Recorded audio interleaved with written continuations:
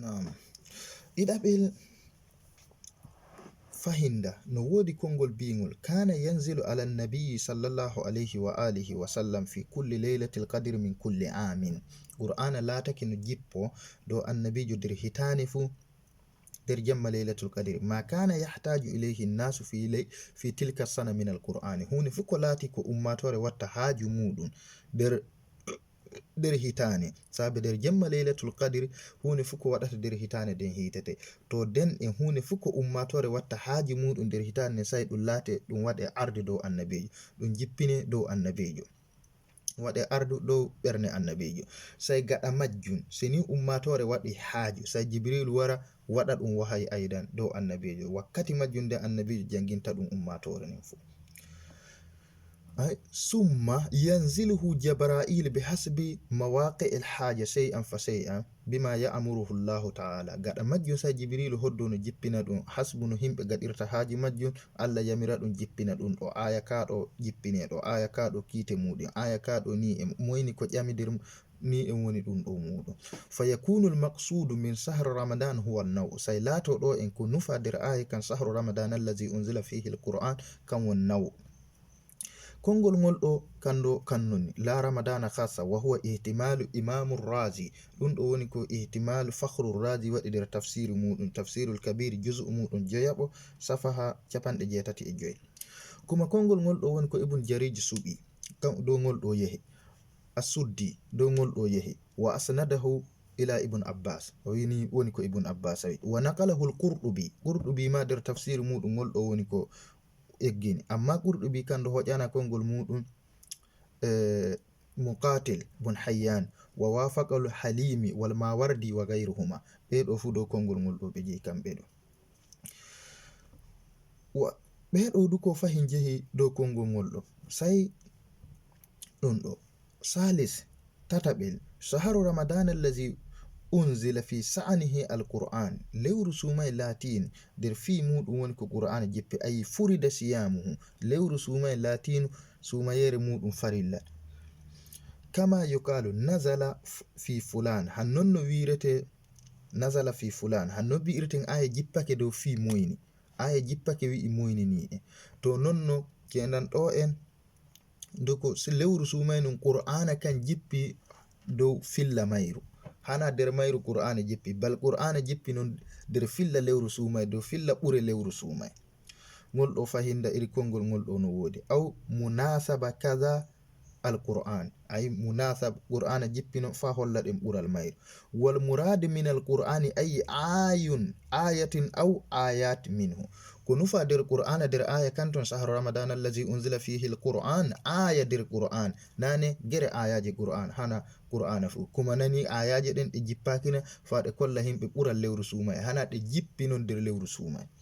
ngol do fahinda kongol ngol do fahinda no wodi qala ad-dahhak shahru ramadan allazi unzila fihi alquran shahru ramadan lewru sumay allazi latinu unzila fihi alquran no qur'ana jippina der mudum ay allazi unzila siyamuhu fil qur'an o mana lewru sumay no wi'anu der aya kan dume woni ko nufa allazi unzila siyamu bar farilla lewru sumay sumaki mayru kam woni ko jippina der qur'ana mana kite sumayer no tawa der qur'ana der lewru qala sufyan ibn uyayna fahinda sufyan ibn uyayna ma'anahu sufyan ibn uyayna aidan kanko do mana majjum woni unzila fi fadlihi alquran mana qur'ana jippake der bural lewru sumay hana qur'ana jippakina der lewru sumay bal qur'ana jippakina der bural lewru sumay holli himbe lewru sumay no wodi bural waqtarahu al-husayn ibn mufaddal wa ibn ambar fahinda ibn ambar husayn ibn mufaddal kambe de kongol ngol do woni ko be jehi der mudu fahinda kongol ngol do duwari der tafsir fakhrur razi fahinda juzu mudun joyabo lakin hadha wajh yakhussu ayatul baqara amma sengo ngodo irino sufyan ibn uyayna wirini de dun do no lati har sengo suratul baqara tanno har aya kan gon kader suratul baqara wala yajri fi ayatay ad-dukhan dun do nata der aya garka der suratul dukhan inna anzalnahu fi laylatin mubarakah bi'an laylatul mubarakah kan woni jemma laylatul qadr jemma ummo godudo barke wal qadr non dun nata der aya suratul qadr ga bika inna anzalnahu fi laylatil qadr min jippini qur'ana der jemma laylatul qadr jemma gondo der lewru suuma ɗum ɗo toye ɗum natta der tafsiru sufyan bun uyayna ɗum nattana der shahru ramadan allazi unzila fihi alqur'anu hudan linnasi wiide der ɗum ɗon der aya kan ɗon kanka haali dow farilla suumayere wiide lewru qur'ana jippake der fii ɓural suumayere e farilla suumayere hana jippake nana der zaman lewru suuma amma seni wi'ini en fu aya suratul baqara kan tan ɗum maninta ɗum natta der ayaje tati ɗe ayaje ɗiɗɗe to suratul dukhane aya mum e suratu inna anzalna ɗum ɗo fahinda kongol ɗum ɗo fahinda kongol non ɗo ko ɓe jeyi dow ta'awili mum fadlan annahu ta'awilu fi lafzi la mubarrar lahu wala mustanad fadlan ɗum ɗo fahinda tafsiru oɗo wala mubarrar wala sanad rabi'an inna mu'zamuhu nazala fi shahri ramadana wa min summa sahha nisbatul jami ilayhi gere du wi'a ɗuɗal qur'ana jippakina der lewru suumay sai kullul qur'ana nus waɗa nasbi ila der lewru suumay inna mu'zamuhu nazala fi shahri ramadan der zaman lewru suumay wiɗen zaman wodi fuɗɗari muɗum e to hantari muɗum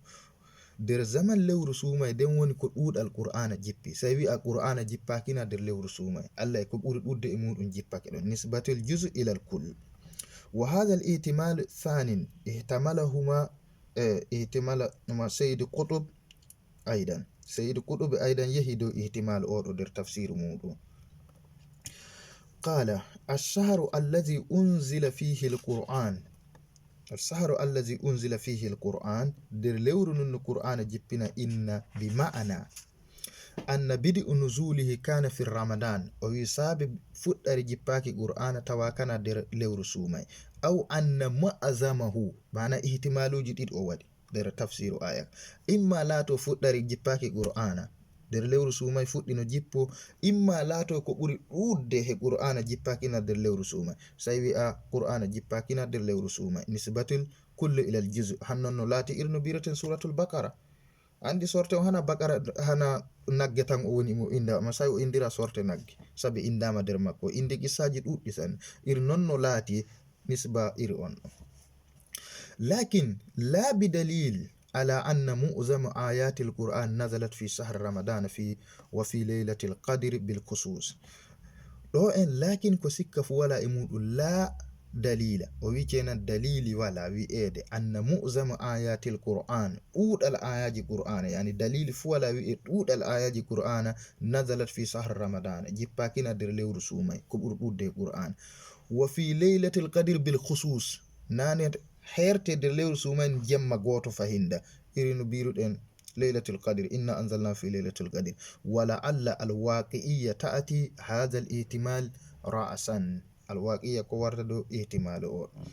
خامسا جواب در احتمال مودب تفسير در معنى آيات جديد القرآن نزل جملة واحدة في ليلة واحدة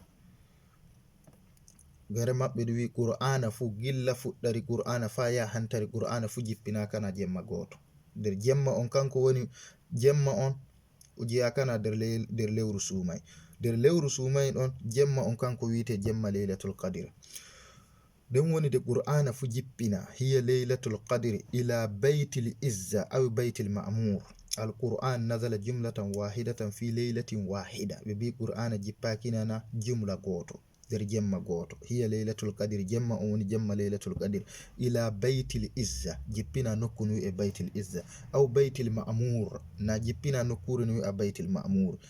ثم نزل على رسول الله في فترة ومناسبات دين هنا نهوجي دون نجبني دو النبي دول 20 ɗuɗal duuɓi faya duuɓi laso nane duuɓi laso e tati mana qur'ana to itta ton wadda kana nokkure goɗo nder no wi'e baytul izza nder kammu duniya sai gaɗa majjum hoddi no jippinira